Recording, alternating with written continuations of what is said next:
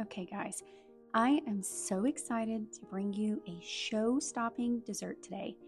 But I did start off the video with a small mistake. I drew a 9-inch circle on some parchment paper and put that on a baking sheet. And in the video, you could not see what I was doing, so I just showed you the end result. This recipe fits perfectly into my feeling fancy section because it looks intricate, difficult, and beautiful. It is not hard to make at all. This is an easy Australian dessert recipe, a classic Pavlova. And we are going to start by separating 4 egg whites. And I wanted to show you up close exactly how to do that in case you're new to separating egg whites. So I have 2 small glass containers here, and I just cracked the egg, and essentially I'm passing the yolk between the 2 egg halves, and I'm letting the white drip out of the eggshell. Now, when you're making a meringue, and a pavlova is basically a glorified meringue, you have to make sure that that yolk does not break. And I had a super close call here. So I grabbed it with my fingers and I let that white slip through my fingertips. But truthfully, after every single egg, you want to pour the white into the mixing bowl.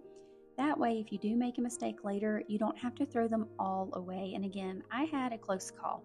But anyway, here are my yolks and my egg whites separated. And now I'm going to put those egg whites into a stand mixer. You can use a hand mixer if you have one as well. And we are going to beat this on a really high speed. And I'm going to place my yolks into the fridge so I can use them for a different recipe. Now, what exactly is a pavlova, you might be thinking? Well, it's a unique experience for your taste buds. It has a crispy exterior and an interior that will melt in your mouth like marshmallows. It's topped with a fresh fruit sauce, or in this case, in my recipe it is, and a sprinkling more of fresh berries for both texture and appeal. It is truly unique. Now, while our egg whites were being whipped, I am simply adding, well, first I added a little bit of salt, just a pinch. Now I'm adding a cup of sugar, and I'm doing this 1 tablespoon at a time. I just sped it up here so that I wouldn't bore you to death with this process. But you're going to add that sugar 1 tablespoon at a time and let it whip really well in between. And you can see how those egg whites are starting to get foamy and to form some peaks. So then I turn down my mixer to like a low-medium speed, and I'm going to add my 2 teaspoons of cornstarch. This is going to give it some stability. That's exactly what the sugar gave it as well, and some sweetness. And then I'm going to add some vanilla extract, and I'm going to do some freshly squeezed lemon juice. Yes, it matters if it's fresh because you are actually going to taste that in the background of the pavlova, and it's one of my favorite parts. So after I quickly let those 3 things incorporate, then I took it off of my mixer and I just used a spatula to kind of stir it a little bit more. And I'm going to take that baking sheet lined with parchment paper with the 9-inch circle drawn on it, and I'm going to place my whipped egg whites, or my meringue, or my pavlova. I'm going to put it into that circle, and I'm going to spread it out, and I'm going to make it match that circle. Now, what I want to do is create sort of a lip at the edge of the pavlova, so I want the inside to have a dip, kind of like a well. This will help hold the fruit and the sauce. Look how glossy and pretty that is. Anyways, it does help hold the fruit and the sauce, but honestly, it's so beautiful running over the edges that I do it anyway. Okay, then the pavlova is going to go into the oven on 180 degrees, and it's going to bake for 1.5 hours. So you'll have plenty of time to make this berry sauce. So in a saucepan, I'm just adding 1/2 cup of fresh blueberries, raspberries, and strawberries. Then I'm going to add an entire cup of grape jelly. If you want to substitute other jams, you can certainly do that. Then I'm also going to add some sugar to the mix. And in a minute, I'm going to add some freshly squeezed lemon juice to really bring out those flavors. So I'm going to give my fruit and my sugar a good little mix. Make sure everything is incorporated, and there's the fresh lemon juice. The acid really helps. And then I'm going to give it another stir. Then I'm going to turn it to a medium-high heat, and I want to bring my fruit mixture to a nice boil. Then I'm going to turn my heat down a little bit, and I'm going to let it simmer. This is what it looks like when it's just coming to a simmer. I'm going to let that simmer become a little bit more vigorous and let that happen for about 4 minutes.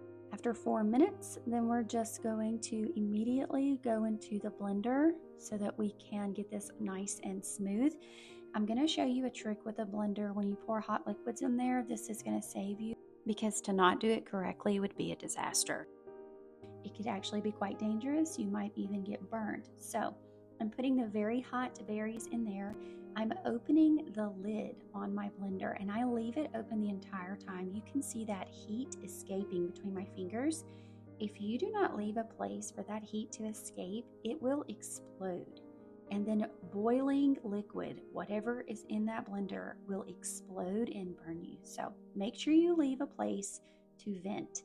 So there's our berry sauce. I put it in a glass dish and I'm going to put it in the fridge to chill. The last component we have to make is fresh whipped cream. Yes, it is so much better than the store-bought stuff. So you take some heavy whipping cream. It's about a cup here. And we are going to turn that on really high and we're going to start beating it. This is what it looks like. It's still very liquidy at this point. But when it does start to thicken up, we are going to add some vanilla. And then I'm going to add 1 tablespoon of sugar and let that go. And as soon as that happens, you can see that it's going to start really thickening up. Don't overmix it because it'll be like the texture of butter. But just as soon as it starts getting thick enough to form peaks like this, you know that it is ready. So I'm going to scoop that out of my mixing bowl and put it into a glass dish. And I'm going to place it into the fridge to stay cold until we need it. And I just could not resist tasting, and yes, it's perfect. So we have a little while, right? That's why we went ahead and made our ingredients, because the pavlova takes some time to cook. So after the 1.5 hours, then I let the pavlova sit in the oven. I turned it off and I let it sit in the oven an additional hour. Super, super important. Now, that's 2.5 hours. So 2.5 hours later, I took it out of the oven. And the first thing I'm going to do is I'm going to top it with all of our homemade whipped cream. This is so amazing, so delicious, and it's so funny because they're both white, but because the textures are different, you can see the layers. So that's what you're seeing here. The bottom is the pavlova, that top is the whipped cream. And the next thing I'm going to do is I tried drizzling or spooning it, but I'm going to wind up pouring it and then spreading it with my spatula. We're only going to use half of this berry sauce. We really don't need more than half, so you can use the other half to put on ice cream, or quite frankly, I don't care what you do with it. It's delicious. Just be creative and use it. Don't waste it. So I'm going to put this on my pavlova. And you don't have to let it run down the sides, but I did because it makes for such a beautiful picture, but it is quite messy. So totally up to you, but just look how gorgeous that is. And then it's time to top it with more fresh berries.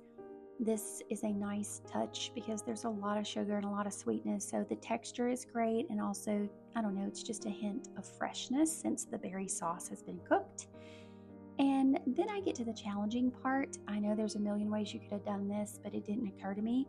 I wanted to put it on a beautiful dish, and I was struggling because when I tried to use the spatula to get it off of the parchment paper, the meringue was not holding up. It is so delicate and it can deflate very easily. So I'm over here brainstorming, how do I get it off this baking tray and onto my platter? And the truth is, I should have done this before I topped it with berry sauce and with fresh berries, because it would have been easier to move without all that weight. So learn from my mistake, put it on your serving platter before you do any of the decorating with sauce and berries. But then I got an idea. Why don't I just put it on the serving dish and get some scissors and cut the parchment paper?